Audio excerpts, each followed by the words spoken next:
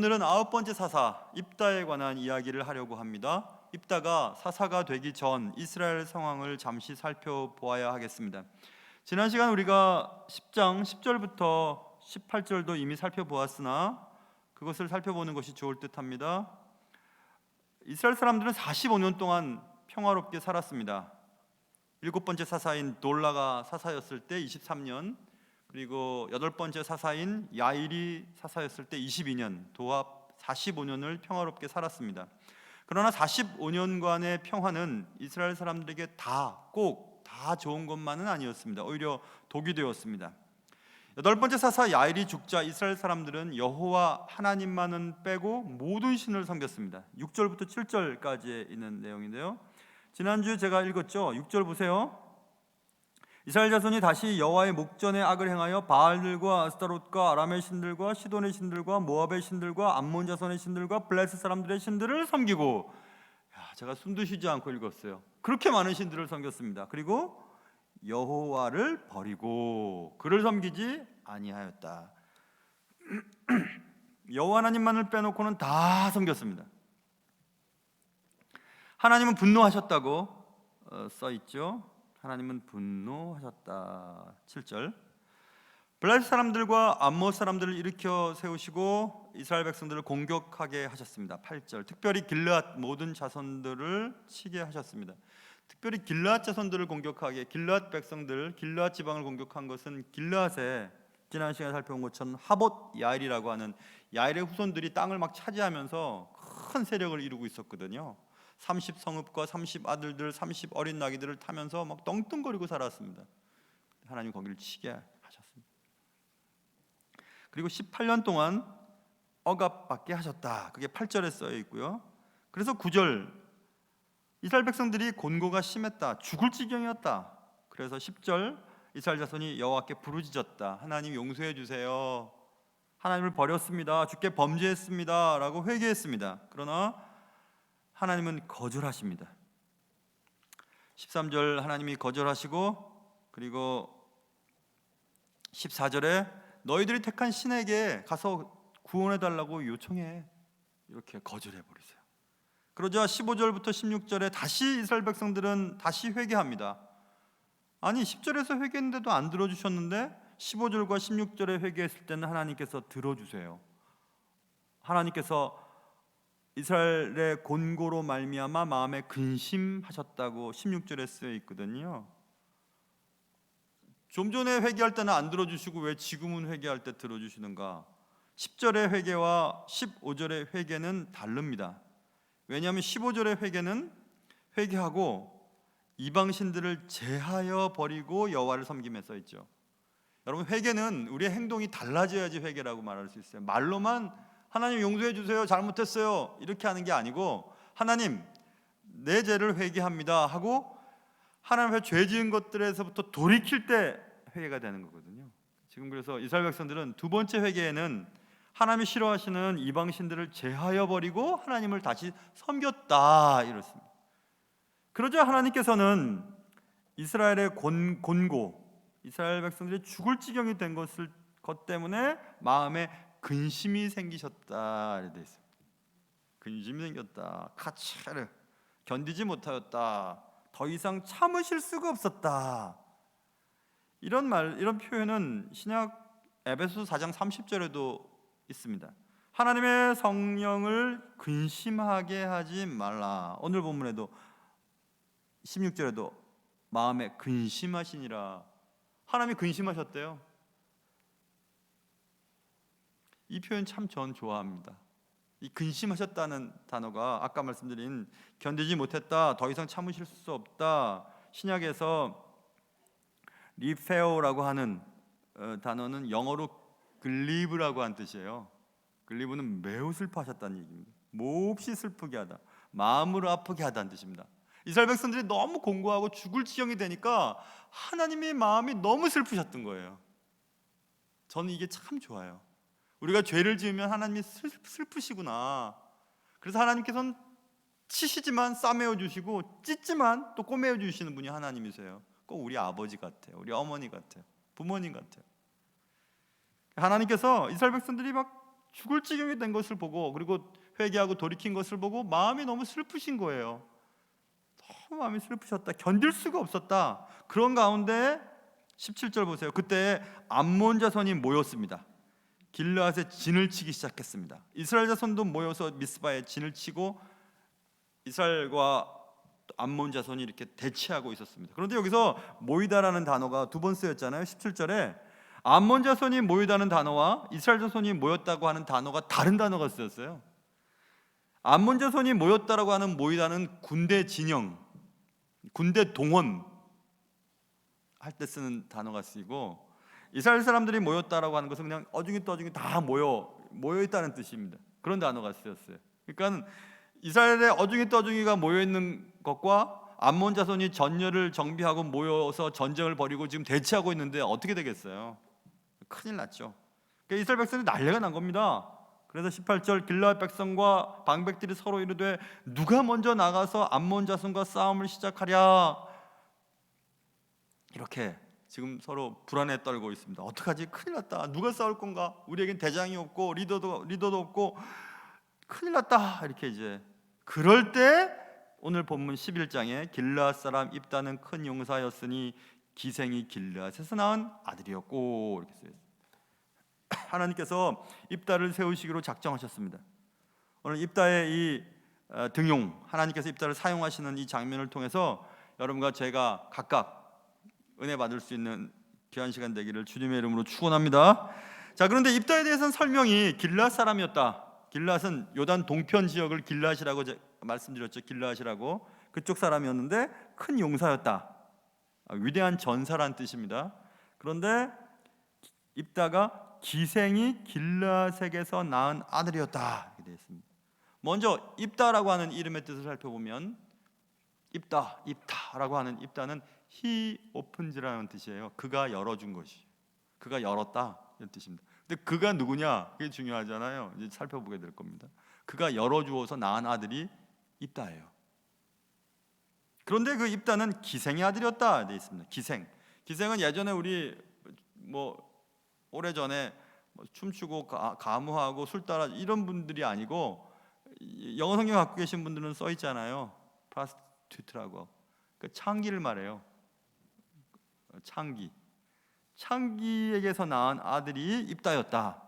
그런데 여기서 또 길르앗의 아들, 기생이 길르앗에게서 낳은 아들, 그러니까 입다의 아버지가 길르앗인가? 이렇게 질문을 던질 수 있잖아요. 길르앗이라고 하는 이름일 수도 있어요. 우리 교회도 저 멀리 이사간 강대구 집사님이 있었는데, 대구의 아들 그러면 강대구 집사의 아들인지 송가인처럼 진도의 딸, 그래서 진도가 자랑하는 딸인지 두 가지로 해석할 수 있잖아요. 여기서 길르앗의 아들, 길르앗의 아들은 길르앗 지방의 어떤 자의 아들로 이해할 수도 있어요. 인명이 아니라 지명으로.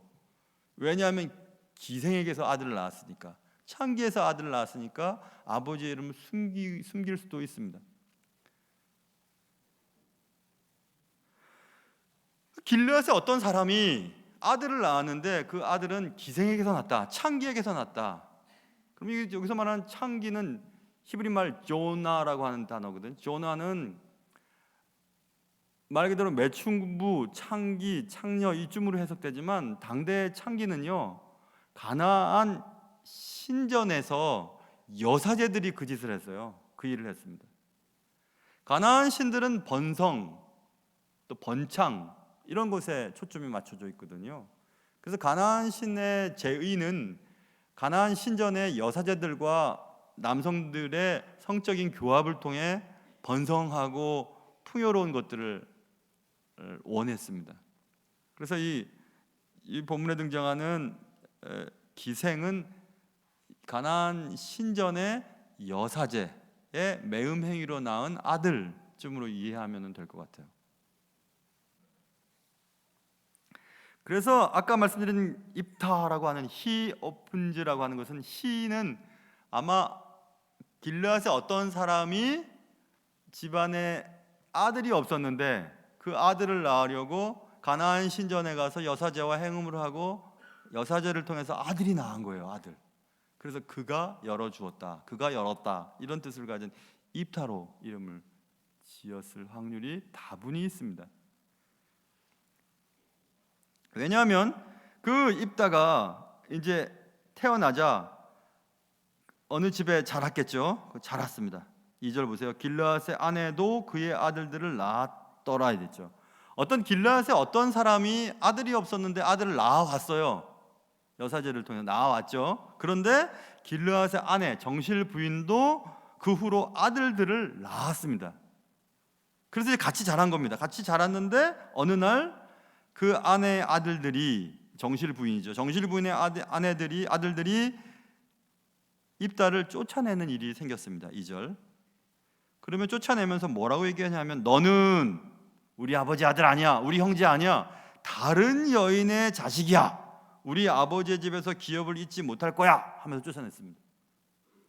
기업은 유산을 말하는 거거든요. inheritance, 유산. 그러니까 아버지가 지금 죽은 뒤에요. 아버지가 죽은 뒤에 유산 분배를 하는데 기생의 아들, 물론 우리에게는 형일뻘일 겁니다. 왜냐하면 이런 표현이 8장에 보면 비슷한 표현이 나오거든요. 기드온이 70명의 아들들을 낳고 첩도 아들을 낳았다. 그게 아비멜렉이다. 그래서 아들들을 낳고 첩도 아들을 낳았다, 이렇게 표현이 되어 있는데 오늘은 기생의 아들을 낳고 그 다음 아내들도 아들을 낳았다, 이렇게 되거든요. 그러니까는 기생의 아들이 입다가 먼저 태어났을 확률이 많아요. 집에서 자란 겁니다. 아들이 없으니까 자랐는데 정실 부인에게부터 아들이 계속 낳고 함께 자라다가 아버지가 죽자 유산을 분배할 때 너는 우리 형제 아니야, 너는 다른 여인이 낳은 아들이야 하고 쫓아낸 겁니다. 그런데 입다가 버텼던 것 같죠. 그러자 형제들이 죽이려고 했던 것 같습니다. 그러자 입다가 그의 형제들을 피했다, 3절에 써있죠. 피해서 돕 땅으로 갔다, 이렇게 써있습니다. 돕은 히브리 말로 토브라는 뜻을 가지고 있어요. 토브는 영어로 good이에요. 좋다는 뜻이에요. 좋은 땅에 가서 거주하게 되었습니다. 자, 돕 땅에서 이제 살고 있을 때 3절 잡류가 그에게로 모여왔다 써 있습니다. 레크라고 하는 히브리 말 레크는 비어 있다는 뜻이거든요. 비어 있는, 그러니까 든 것이 없는, 몰상식한, 무분별한, 어리석은, 이쯤으로 해석되는 단어예요. 그런데 재산으로 보면 재산이 없는, 가난한, 그러니까 통 비어 있는, 그냥 모든 게 다 비어 있는, 이런 뜻으로도 해석이 되니까 전자를 택한다면 그냥 잡류들, 그냥 말 그대로 불량배들, 별 볼 일 없는 형편없는 자들, 이렇게 해석이 되고, 뒷부분으로 해석한다면 역시 입다처럼 버림받은 자들, 가난한 자들, 버림받은 자들. 그러니까 그들이 입다와 처지가 같으니까 입다에게 모여든 겁니다. 네 처지 내가 알지, 내 처지 니네가 알지, 이러면서 모여든 거예요. 그래서 이런 사람들과 함께 입다가 이제 어떤 세력을 형성했던 것 같습니다. 그래서 조금 이제 세력을 형성을 하고 있을 때 암몬 자손이 이스라엘을 치려고 이제 막 하고 있었습니다. 대치하고 있다가, 그러자 암몬 자손이 이스라엘을 치려할 때 5절 길르앗 장로들이 입다를 데려오려고 욥 땅에 간 겁니다. 누가 우리를 대신해서 암몬 자손과 싸울 것인가? 라고 질문 던졌죠. 누가? 대답, 입다가, 이렇게 답이 나온 거예요. 입다에게 간 겁니다. 입다에게 가서 우리 자손과 싸워 달라고, 당신은 와서 우리의 장관이 되라고 6절에서 그 길르앗 장로들이 입다에게 얘기했습니다. 그러자 입다는 언제 버릴 땐 언제고 지금 와서 또 나보고 너희들의 장관이 되려고 그러냐? 하고 7절에서 얘기했습니다. 7절에서 너희가 전에 나를 미워하여 내 아버지 집에서 쫓아냈지 아니하였고, 입다는 자기 아버지 집에서 쫓아난 거고, 다른 형제들은 너는 다른 여인의 아들이라고, 우리 형제 아니라고 쫓아낸 거고, 그래서 여기서 너희가 나를 쫓아냈다고 했잖아요. 그러니까 지금 길르앗 장로들 가운데에 입다의 형제들이 있었던 것 같아요. 그러니까 너희가 날 쫓아낼 때는 언제고, 혹은 입다의 배다른 형제들이 입다를 쫓아낼 때에 길르앗의 장로들이 마저 그게 옳아 하면서 그쪽 편이 들었을 수도 있어요. 그래서 너희가 나를 쫓아낼 때는 언제고 지금 와서 나를 장관으로 세우려 그러냐 이렇게 얘기를 하는 겁니다. 근데 여기서 장관, 우리의 장관이 되라라고 하는 것은 커맨더예요. 그냥 군사 통수권자예요. 그냥 군사적으로는 군대 장관을 말하고 있는 겁니다. 군사사령관이 되어달라고 얘기하는 것입니다. 입다는 화를 내며 대답하죠. 싫어 이렇게. 길앗 장로들은 입다에게 새로운 제안을 합니다. 그러면 8절 우리가 당신을 찾아온 것은 우리와 함께 가서 암몬 자손과 싸우려 함이니 그리하면 당신이 우리 길앗 모든 주민의 머리가 되리라 이랍니다. 바뀌었죠. 아까 장관과 이제는 머리로 바뀌었어요. 머리는 말 그대로 최고 지도자예요. 이제 그 말을 듣고 이제 입다가 생각이 좀 바뀌는 겁니다. 그래? 그러면서 입다가 대답하죠. 그래, 만일 여호와께서 그들을 내게 넘겨주시면 내가 과연 너희의 머리가 되겠냐? 이렇게 얘기합니다. 그러자 길앗 장로들이 하나님이 언약한다고, 당신의 말대로 그렇게 될 거라고, 하나님이 우리와 당신 사이의 증인이라고 이렇게 얘기하면서 하나님의 권위를 이렇게 가져오는 장면이 10절에 나오죠. 여기서 우리는 입다의 말을 통해서 두 가지를 생각해 볼 수 있어요. 입다가 만일 여호와께서 그들을 내게 붙이시면, 넘겨주시면 내가 승리할 거야 이렇게 말하는 것을 보니까 입다가 역시 신앙인이구나, 역시 신앙인이야. 내가 잘해서 되는 것이 아니고 하나님께서 내가 승리를 주시면 내가 승리를 얻을 수 있어 이렇게 얘기하는 것을 보니까 맞죠. 그래서 입다의 신앙으로 하나를 해석할 수 있고, 또 한 가지는 입다의 지혜예요. 보세요. 만일 하나님이 내게 승리를 주시면 난 승리를 얻을 수 있어. 그러면 너희가 나를 머리 세운다고 했으니까 나 머리 세울 거지. 다시, 내가 승리를 얻었다면 하나님이 나와 함께 하셨다는 것이니까 하나님이 함께 하신 승리에 대해서 너희들이 그런 일 없었어 라고 언약을 파기하지 않겠지 라고 말하는 거예요. 하나님이 우리의 증인이다 이렇게 얘기하는 거예요. 입다가 굉장히 지혜롭습니다. 신앙도 있고 지혜롭게 대답을 했습니다. 그래서 하루아침에 입다는 잡류들과 뒹굴던 창기의 아들에서 민족의 지도자가 되어버립니다. 입다는 부끄러운 과거가 있는 사람이었습니다. 자신이 선택한 것은 아니었지만 태생적인 결함을 가진 자였습니다. 자신의 태생적인 결함은 언제나 그를 주눅들게 만들었습니다. 동네 사람들이 아이고 저 기생의 창기의 아들 저거, 아이고 저거. 결국 그는 집에서 쫓겨나는 지경에까지 이르게 되었고, 그럼에도 불구하고 성경은 입다를 큰 용사로 소개하였습니다. 히브리서 11장에서 믿음의 용사들을 나열하면서 히브리서의 저자가 나 이제 더 이상 말할 필요가 없어 라고 말하면서 히브리서 11장 32절에 기드온, 바락, 삼손, 입다, 다윗 및 사무엘과 선지자들의 일을 말하려면 내게 시간이 부족해 라고 말하면서 다윗, 사무엘, 그 다음 선지자들의 반열에 입다를 딱 놓고 있어요. 대단한 위인으로 성경은 입다를 설명하고 있습니다. 자존감도 없었고 사람들에게 모욕당하고 집에서 쫓겨나고 잡류들과 함께 뒹굴던 입다를 성경은 믿음의 장부라고 기록해두고 있습니다. 사람들은 입다를 창기의 아들, 잡류들과 노는 별 볼 일 없는 자라고 불렀지만, 그러나 하나님은 입다를 마이리 워리어, 큰 용사, 위대한 전사라고 말했습니다. 하나님은 우리의 환경과 처지가 어떻든 우리를 사랑하십니다. 하나님께서 사랑하시기로 작정하셨다면 우리는 누구든지 큰 용사가 될 수 있습니다. 제가 여러 번 반복해서 설명드렸던 적이 있었는데요, 제가 제일 좋아하는 성경 구절 중에 다윗의 마지막 설교가 그렇게 전 좋아요. 다윗이 백성들을 모아두고 그가 사역의 전면에서 이제 은퇴하면서 부와 귀와 존귀와 권세가 그의 손에 있고 모든 자를 크게 하심과 강하게 하심이 그의 손에 있습니다 이렇게 외쳐요. 다윗은 알았거든요. 부도, 귀도, 존귀도, 권세도, 모든 자를 크게 하는 것과 강하게 하는 것도 오직 하나님의 손 안에 달려있는 거지 내가 잘한 건 아니라고 이렇게 다윗이 얘기했어요. 맞습니다, 여러분. 여러분이 지금 뭐 대단한 부를 가지고 계시다면 하나님이 하신 거예요.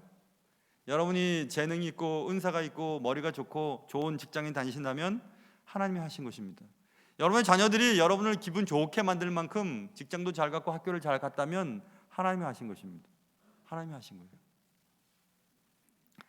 입다를 그렇게 하나님이 세우셨습니다. 물론 저는 이 본문을 통해서 입다가 길앗 장로들이 장관 되게 해줄게, 아니 머리가 되게 해줄게, 그래? 알았어, 이렇게 얘기하면서 입다가 오케이 하거든요. 이 본문을 보면서 에이 참, 입다가 조건 없이 전쟁에 나갔더라면 얼마나 좋았을까. 그래, 하나님의 백성들을 내가 구원할 수만 있다면 날 쓰세요. 나 그냥 이름 없이 나가서 하나님의 일을 하겠습니다. 민족들을 구하겠습니다. 이렇게 했더라면 더 좋았을 텐데 굳이 장관 되게 해줄게, 싫어. 머리 되게 해줄게, 그래? 알았어. 이렇게 바뀌었습니다. 여러분, 하나님의 일은요 조건 따지고 하는 거 아닙니다. 하나님이 우리에게 뭘 해주신다고 약속했으니까 그 일하는 거 아니에요. 내가 이 일하면 하나님이 잘 해주시겠지, 내가 이 일하면 하나님께서 내 자녀들 잘 되게 하시겠지, 내가 이렇게 봉사하면 내 사업 잘 되게 하시겠지, 내가 새벽기도 이렇게 하면 승진되게 해주시겠지, 그래서 그렇게 하는 게 아니에요. 하나님이 하신 일이 너무 고맙고 너무 감사해서 그냥 하나님의 일을 하다 보니까 하나님이 좋아라 하셔서 그냥 하나님 우리에게 원하는 것들 채워주시고 인도해 주시고 들어주시고 이끌어 주시는 거거든요. 교회도 마찬가지입니다. 하나님의 일을 찾아서 막 교회가 열심히 일을 하면 부흥도 되게 하시고 교회도 잘 되게 하시는 거지, 목적이 다른 데 있으면 안 돼요. 다른 데 있으면 여러분, 하나님 섬기는 게 뭐 때문에 섬겨요? 여러분, 우리의 일이 잘 되려고요? 뭐 자녀들 잘 되게 하기 위해서요? 그래도 교회 좀 다니면 딴짓도 안 할 것 같으니까요. 그것도 감사한 일이지만 그게 우선이 되어서는 안 됩니다. 비록 무화과나무에 열매가 없어도, 소출이 없어도, 외양간에 소나 양이 없어도 그냥 기뻐할 수 있어야 돼요. 입다가 아유 참, 그런 조건 없이 그냥 하나님 뜻을 받들어서 전쟁에 나갔더라면 하나님 승리를 안 주셨을까요? 주셨겠죠. 그리고 승리를 주신 입다를 백성들이 높이지 않았을까요? 높아졌겠죠. 그런데 장관, 머리 되겠다고 하는 약속 붙잡고 입다는 간 겁니다. 사랑하는 성도 여러분, 하나님과 딜을 하면은 딜하는 것도 좋죠. 하나님 이거 해주시면 이렇게 하겠습니다. 그러나 그거 없이도 하나님 일을 했으면 좋겠어요. 하나님이 기뻐하시는 예배하는 겁니다. 또 기도하는 것입니다. 언제 어느 순간 또 지금 코로나 때문에 금방 온라인으로 전환되고 비대면 예배로 금방 바뀔지 모르겠어요. 당장 다음 주부터 그렇게 될지 알 수가 없습니다. 그리고 그렇게 하다가 마지막 예배가 된 분들이 너무너무 많아요. 우리 교회도 벌써 올해도 얼마나 많이 돌아가셨는데요. 그러니까 마지막 예배가, 우리가 지금 드리는 이 예배가 마지막 예배인 것처럼 그렇게 드려야 됩니다. 오늘 우리가 이번 주에 드릴 수 있는 마지막 예배는 주일 저녁 예배예요. 저녁 예배 여러분 오세요. 제가 지난 30년간 이제 내후년이면 30년째 목회하는 거예요. 30년 동안 그동안 배우고 또 공부하고 교수 사역하면서 배웠던 것들 농축해서 지금 주일 저녁 예배 때 강의하고 있거든요. 그래서 참 좋은 시간이라고 저는 생각해요. 다시 한번 신앙도 점검해보고 또 아이들 맡겨놓고 또 애기 엄마도 올 수 있고 또 애들 손잡고 같이 올 수도 있고 신앙을 처음부터 한번 다져보는 그런 시간들을 갖고 있습니다. 오늘 예수를 믿는다는 거 그럼 과연 뭘 어떻게 하라는 말인가 라고 하는 주제를 가지고 오늘 저녁에는 공부하게 될 텐데, 사랑하는 성도 여러분, 하나님은 하루아침에 사람의 처지를 바꾸실 수 있는 그런 분이세요. 막 걸음더미에서도 하나님이 세우실 수도 있고 높은 데에서도 하루아침에 그냥 끌어내리실 수 있는 분이 하나님이십니다. 그러니 우리가 일이 잘 될 때, 편안할 때, 또 이렇게 예배 드릴 수 있을 때, 기회가 있을 때 한 번 더 주님 앞에 예배 드리고 주님 앞에 엎드릴 수 있는 그런 시간 될 수 있기를 주님의 이름으로 축원합니다. 나라의 운명이 걸린 전쟁을 앞두고 이스라엘 백성들은 공포에 떨고 있었습니다. 전열을 정비하고 모여있는 암몬 자손의 정예 부대와 어중이 떠중이들이 모여있는 이스라엘 백성들 간의 전쟁이 바로 코앞에 놓여 있었습니다. 전쟁의 결과는 불을 보듯 뻔합니다. 그때 이스라엘 리더들은 누가 싸울 것인가 라고 질문을 던졌고, 하나님께서는 그 이스라엘 장로들의 머릿속에서, 그들의 또 생각, 계획 속에서 입다를 선택하게 하셨습니다. 하나님이 입다를 세우신 것은 그가 가진 조건 때문이 아니었다고 말씀드렸습니다. 그는 창기의 아들로 태어났습니다. 그의 아버지의 이름도 변변하게 기록되어 있지 않습니다. 우리의 추측이지만 거의 신빙성이 가까운 가나안 신들의 여사제를 통해서 태어났고, 그리고 그의 이름조차도 그가 열어줬다며, 그 가나안 신이 템을 열어줬다며, 그래서 입다가 나타났다며 라고 얘기하는 그런 사람이었습니다. 그리고 배다른 형제들로부터 다 쫓김을 받아서 도망 다녀야 했습니다. 잡류들과 어울려야 했습니다. 그는 소망이 없을지 모르는 그런 인생을 살았습니다. 그러나 하나님은 출생부터 내세울 것 없는 그런 사람, 별 볼 일 없는 그런 사람, 잡류들과 섞였던 그런 사람들을 하나님이 주권으로 세우셔서 사사가 되게 하셨습니다. 우리가 하나님께 쓰임받게 되는 것은 우리가 가진 조건 때문이 아닙니다. 절대로. 그러므로 만일 우리가 지금 하나님께 쓰임받고 있다면 언제나 그렇듯 감사할 뿐이에요. 11년 전에 제가 우리 교회 부임할 때, 위임식 할 때 선배 목사님들이 이따가 위임식 할 때 한마디 할 테니까 한마디 할 거 생각해 놓으라고 말씀하셨어요. 제가 위임식 당일날 아침에 여기 혼자 앉아가지고, 하나님 절 여기 왜 부르셨어요? 제가 무슨 말 할까요? 기도하는 디모데전서 1장에 있는 말씀이었어요. 13절이죠 12절인가?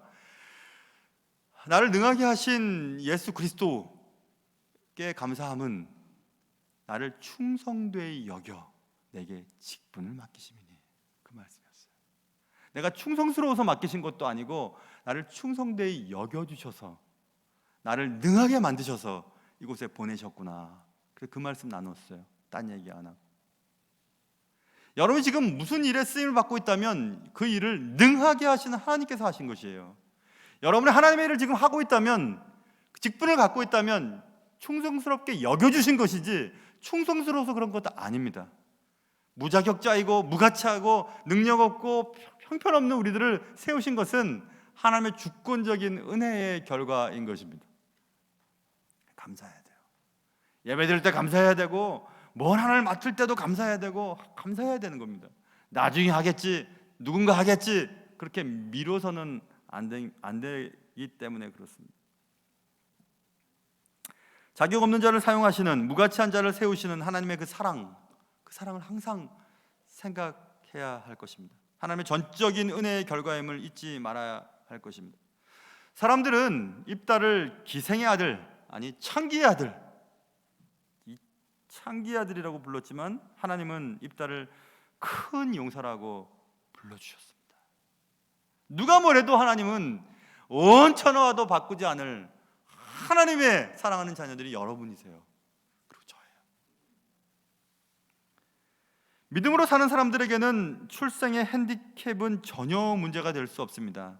나는 왜 이렇게 태어났지? 나는 왜 그런 가정에 태어났지? 나는 왜 머리가 이렇지? 나는 외모가 이렇지? 나는 왜 이렇지? 아무 문제가 되지 않습니다. 하나님의 일을 하는 데는 그런 것들이 아무 문제가 되지 않아요.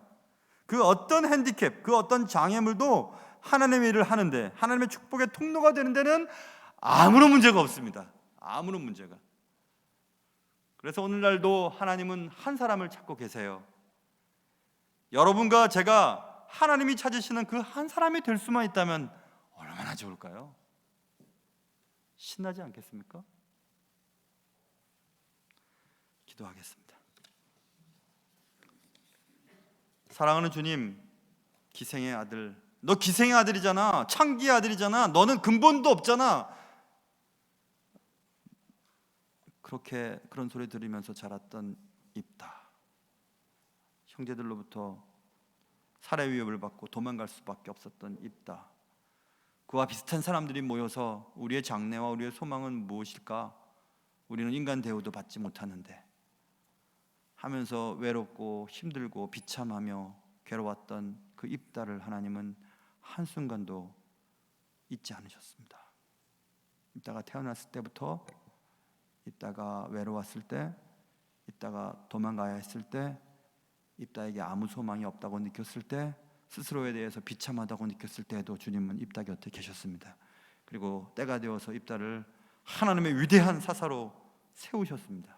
하나님, 난 왜 이럴까? 난 왜 이 모양일까? 나는 왜 그렇게 잘 못할까? 저 사람들처럼 왜 저런 것을 가지지 못했을까? 나는 왜 이런 가정에 태어났을까? 나는 아무것도 못해. 나는 아무것도 못해. 라고 말하지 않게 하시고 하나님의 손 안에 붙들려서 하나님이 준비시켜주는 것에 따라 하나님의 일을 할 수 있는 귀한 주님의 자녀들 되게 도와주시옵소서. 귀하신 예수님의 이름으로 기도합니다. 아멘.